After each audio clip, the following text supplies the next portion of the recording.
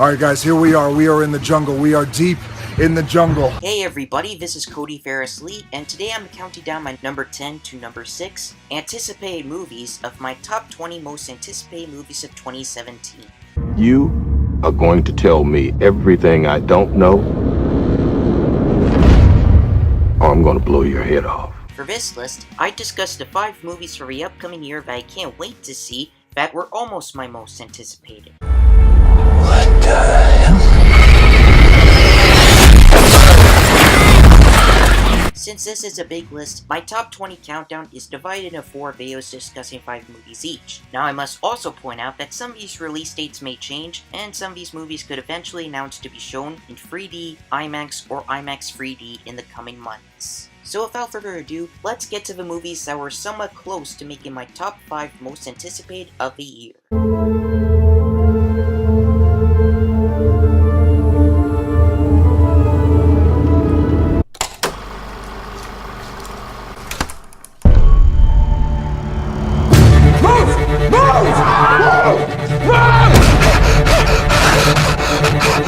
Now tell me story. Tell me every detail. Number 10. King Arthur, Legend of the Sword. I woke up From where? from a nightmare. What was it about? Then, Me and the lads took care of a bit of business. hold up, back up. You've left something out. Are you writing a book? They all lived happily ever after. No, they didn't either. Because for the first time, there's something you don't know. Something nobody told you. The medieval underdog King Arthur who pulls the sword Excalibur from the stone is no doubt literary legend, and while that unfaithful Jerry Bruckheimer movie wasn't good, Hollywood has wisely not given us a new version of the character for over a decade, and the wait is finally over.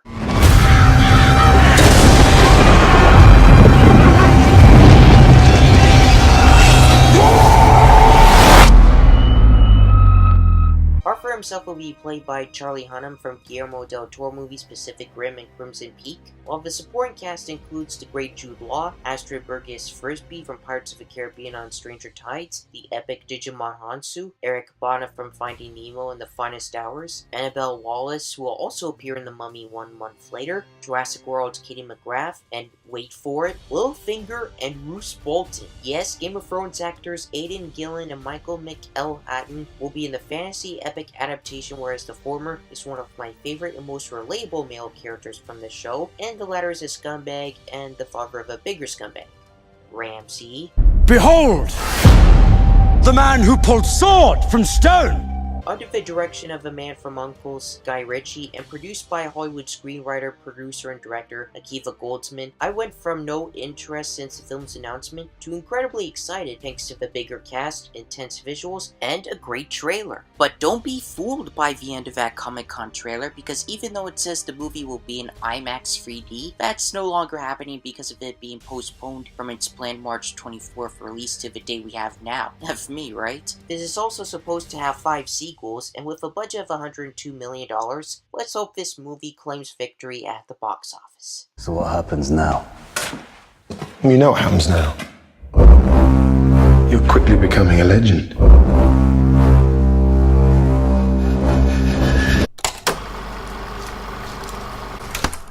Number 9. The Dark Tower. Stephen King's novel series mixing fantasy, sci-fi, western, and horror finally comes to the big screen after efforts to adapt the novels have struggled for almost a whole decade, and it looks amazing. The $60 million adaptation is apparently a sequel to the books and tells the story of gunslinger Roland Deschain, who roams an Old West-like landscape known as the Midworld in search of the Dark Tower in hopes that reaching it will preserve his dying world.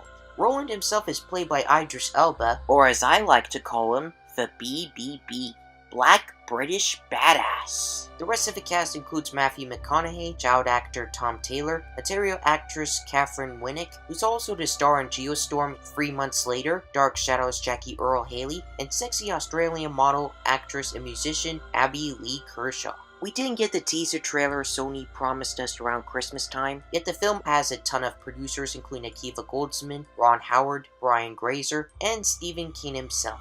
I've been interested in this movie since I kept hearing about its production troubles and that it's finally happening, but the fact that the movie will not directly adapt the books and that a TV series in the same continuity will follow rather than actual movie sequels does turn me off. However, I am pumped to see what the first trailer will be like, and I can't wait to see where it goes from here.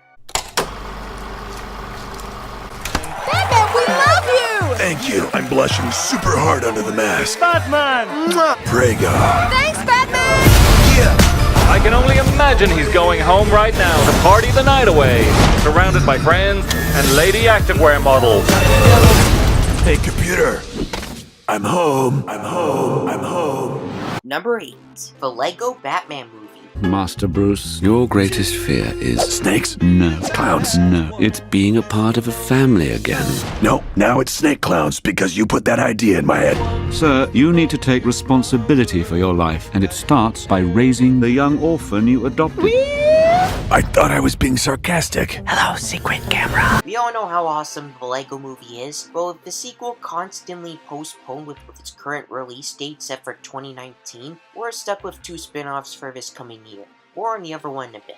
I don't like DC Comics, especially Batman, but this new movie is a Lego Movie spin-off and not a DC Extended Universe movie, so will it be as great as the 2014 original? Obviously no, but I would like to see how good it could be. Will Arnett returns as the egotistical Lego version of Batman, while new Lego cast members include Zach Galifianakis as the Joker, Michael Cera as Robin, Rosario Dawson from Men in Black 2 and Zookeeper as Batgirl, the great Ralph Fiennes as Alfred, somehow Mariah Carey as the mayor of Gotham City, and Jenny Slate as Harley Quinn, which definitely sounds like the right role for her. Billy D. Williams will also voice Two-Face after reprising his role as Lando Carlson in a Star Wars scene of the first Lego movie, but it's unknown at the moment whether his part in this movie is another cameo or a bigger role. Nothing says kick off the new year like a big cast, amazing Lego animation as always, and hopefully immoral for people of all ages as a lot of family movies have. As a bonus, 3 simple words: Lego in IMAX. Initialize master build. Got it! Here you go, Father! I need an elbow. I need a macaroni. Yes, we did it. Pretty cool, huh? Why did you build this thing with only 1 sheet?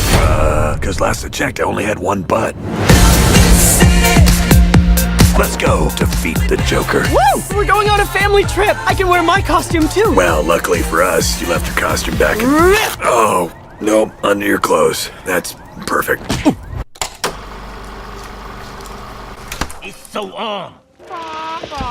Number 7. The Lego Ninjago Movie.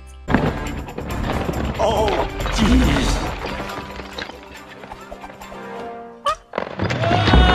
The second of the 2 spin-offs this year tells me that it'll be better than the first. Sure, fans loved the Lego version of Batman in the Lego Movie, but this animated feature based on the Lego Ninjago brand is bound to be a ride. The premise follows Lloyd, aka the Green Ninja, and his friends who are all secret warriors and Lego master builders. Led by Kung Fu Master Sensei Wu, who's as wisecracking as he is wise, they must defeat the evil Lord Garmadon, aka the worst guy ever, who in a Darth Vader-like twist also happens to be Lloyd's dad. Pitting mech against mech and father against son, the epic showdown will test this fierce yet undisciplined team of modern-day ninjas who must learn to check their egos and pull themselves together to unleash their true power. By night, they're gifted warriors. By day, they're ordinary teens struggling against their greatest enemy, high school. Dun dun dun. The voice cast includes Dave Franco from both Jump Street movies and had a voice cameo in the original Lego movie as Lloyd Garmadon, Michael Pena as Kai, Camille Nanjiani from Bob's Burgers and Goosebumps as Jay, Fred Armisen as Cole, Zach Woods as Zane, Abby Johnson as Naya, the Kung Fu Panda franchise's Jackie Chan as Sensei Wu, Justin Verux from the Zoolander franchise and Megamind as Lord Garmadon, and sexy nerd Olivia Munn as Coco.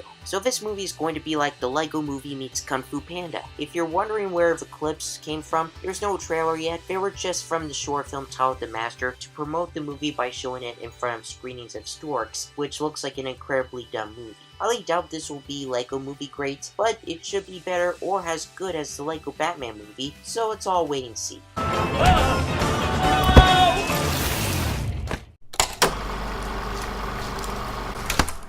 Number 6. Murder on the Orient Express. Agatha Christie's classic novel is getting the Hollywood treatment once again for the sake of the general audience. For those modern-day folk who aren't aware of the iconic story, it follows the famed investigator Hercule Poirot as he attempts to unravel the mystery behind the murder of an American businessman aboard the titular train. Produced by Ridley Scott, beloved actor and filmmaker Kenneth Branagh will direct and star in the lead as the detective, while the supporting cast is packed with A-listers like one of my biggest heroes Johnny Depp as the dead Mr. Ratchet, ouch, I love Michelle Pfeiffer, Penelope Cruz, Daisy Ridley, Willem Dafoe, Josh Gad, Michael Pena, Judi Dench, Derek Jacobi, Lucy Boynton, Tom Bateman, Marwan Kenzari, Sergei Polunin, and Broadway star Leslie Odom Jr. And those who aren't caught up, Angelina Jolie will not board the train. However, the second of the 2 November 22nd movies this year at least feels more like it's going to be an event film rather than a cash grab remake. I cannot wait for the trailer. Do you agree with my picks? I like to fight around. Which of these movies are you most excited for? You wanted the prophecy! This is your prophecy. Hit the like button if you enjoyed yourselves, tell me your thoughts in the comments section, and hit the subscribe button if you wish to see more. Thank you for watching, and I'll see you in part 4.